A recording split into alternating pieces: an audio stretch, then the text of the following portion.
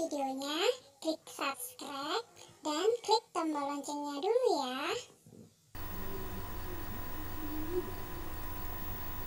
Halo adik-adik semuanya, assalamualaikum warahmatullahi wabarakatuh. Ketemu lagi sama kakak di sini di channel Ayu Belajar Supaya Pintar.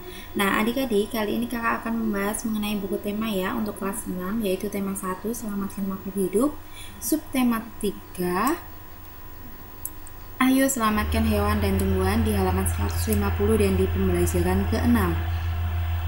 Nah adik-adik, alangkah lebih baiknya kalian mengerjakan terlebih dahulu soal-soal yang ada di pembelajaran 6 ini secara mandiri ya. Setelah kalian selesai mengerjakannya, kalian bisa menonton video kakak kali ini dan juga mencocokkan jawaban-jawabannya. Nah, untuk video kali ini kakak akan langsung fokus ke pertanyaan dan juga jawabannya. Untuk materinya kakak tidak membacakan dan kalian nanti bisa membaca sendiri di buku kalian ya. Nah, ini di halaman 150 ini langsung saja ya. Terus langsung di sini ada Ayu membaca, ini tentang tumbuhan ini di halaman 151 langsung di halaman. Nah ini ada pertanyaan ya, buatlah kesimpulan dari teks di atas. Nah kesimpulannya adalah daun pandan adalah tumbuhan semak.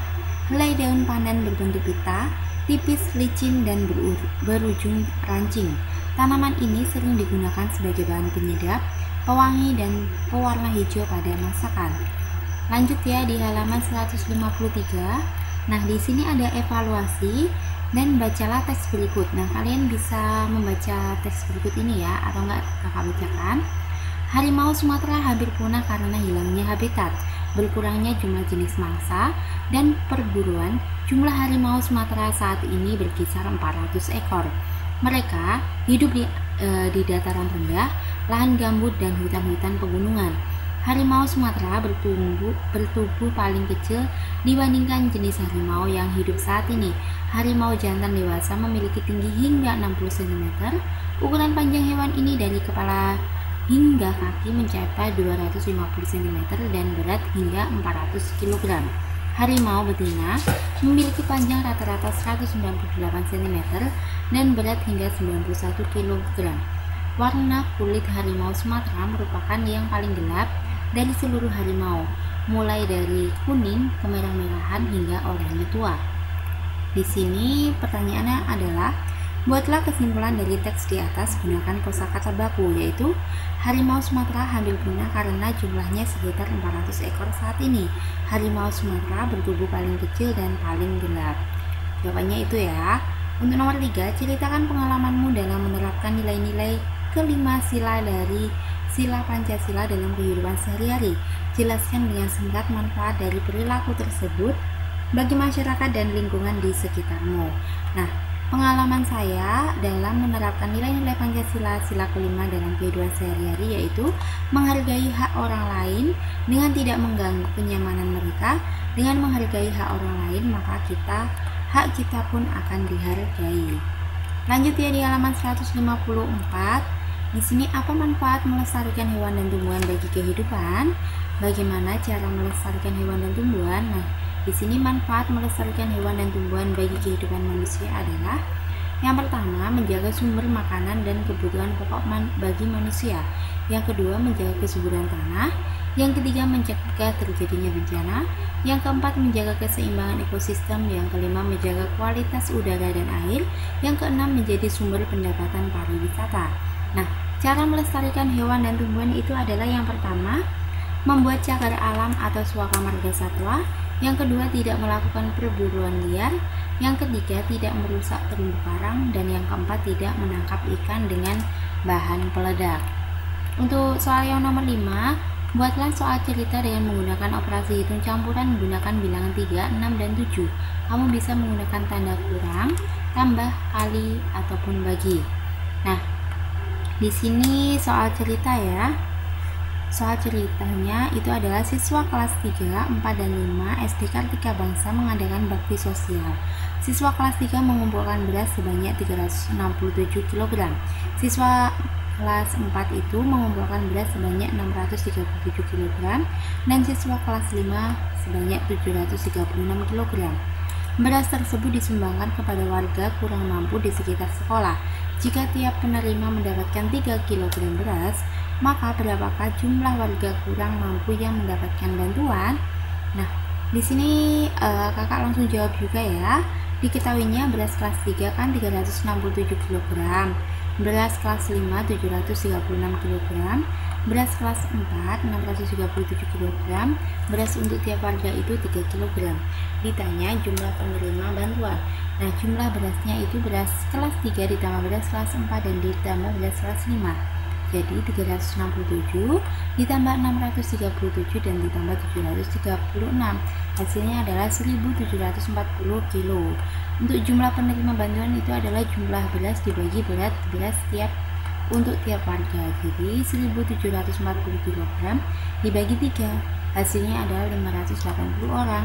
Jadi jumlah penerima bantuan adalah 580 orang. Nah, untuk nomor 6, sebutkan kegiatan ekonomi dari dua negara ASEAN, jelaskan hubungannya dengan kondisi geografisnya. Nah, di sini contohnya adalah Singapura dengan Myanmar ya. Singapura kegiatan ekonominya adalah pelayaran dan perdagangan. Hubungan dengan kondisi geografis, Singapura adalah negara pulau yang terletak di dekat jalur pelayaran di Selat Malaka. Singapura tidak memiliki lahan pertanian atau tambang mineral, sehingga kegiatan ekonomi berpusat pada pelayaran dan perdagangan. Lokasi Singapura ini sangat strategis karena Selat Singapura dan dekat Selat Malaka adalah jalur utama yang menghubungkan Asia Timur dengan India, Timur Tengah, Eropa, dan Afrika. Dengan lokasi ini banyak kapal yang berlabuh di Singapura. Pelabuhan Singapura menjadi pelabuhan yang sangat sibuk dengan aktivitas bongkar muat dan kapal singgah. Banyak perusahaan yang bergerak di perdagangan antar negara berbasis di negara ini. Untuk yang kedua adalah Myanmar. Kegiatan ekonominya adalah pertanian dan pertambangan. Hubungan dengan kondisi geografis, wilayah Myanmar berada di daerah aliran sungai Irrawaddy. Lokasi ini membuat Myanmar memiliki lahan pertanian yang cocok untuk budidaya padi. Hingga tahun 1960-an, Myanmar menjadi eksportir padi terbesar di dunia. Selain pertanian padi, kegiatan ekonomi yang berkembang di Myanmar adalah pertambangan. Hal ini karena geografis Myanmar yang deposit batu giok atau jade terbesar di dunia. Nah, Myanmar memproduksi batu giok jenis kualitas tertinggi yaitu jadeite, batu mulia, dan semi mulia. Sebagai giok mencakup sekitar 10% dari total ekspor Myanmar. Jade kebanyakan ditimbang di bagian utara Myanmar. Lanjut ya, di halaman 155. Di sini ada ayo renungkan apa yang telah kamu pelajari hari ini, yaitu tentang operasi hitung campuran. Terus bagaimana manfaatnya dalam kehidupan sehari-hari, yaitu dapat memudahkan dalam menghitung. Terus bagaimana cara kamu bersyukur kepada Tuhan Yang Maha Esa yang telah menciptakan beragam jenis hewan dan tumbuhan, yaitu merawat dan melestarikan hewan dan tumbuhan ciptaan Allah. Yang terakhir adalah kerjasama dengan orang tua.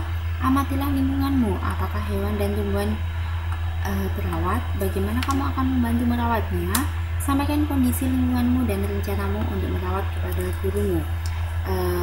Di sini kalian bisa meminta bantuan dengan orang tua kalian ya. Nah, cukup sampai di sini video kakak kali ini. Semoga video ini bermanfaat untuk kalian semuanya. Dan mohon maaf jika ada kesalahan kakak dalam menyampaikan materi dan juga jawabannya ada kesalahan. Kakak mohon maaf yang sebesar-besarnya. Cukup sampai di sini. Wassalamualaikum warahmatullahi wabarakatuh.